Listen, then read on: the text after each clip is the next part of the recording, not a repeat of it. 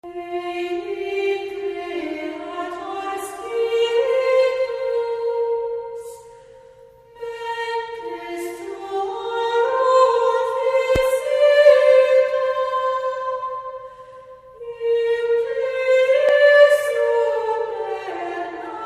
Leonardo da Vinci.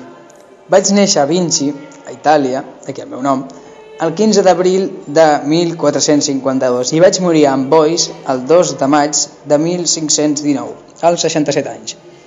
A més de ser conegut com un pintor florentí, també vaig ser, sense intenció de presumir, científic, enginyer, inventor, anatomista, escultor, arquitecte, urbanista, naturalista, músic, poeta, filòsof i escriptor. Vaig ser alumne del pintor florentí Andrea del Verrocchio, i els meus primers treballs van ser realitzats al servei del duc Lluís Maria Sforza.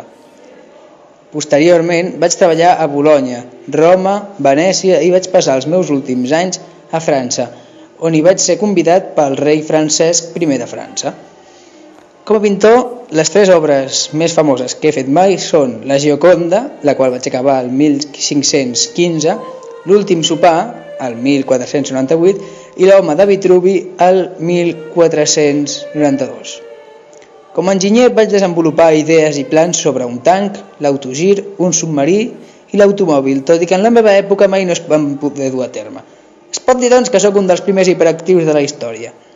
Com podeu veure, m'agrada fer una mica de tot i espero que gaudiu molt de la meva obra. Ci vediamo, ragazzi!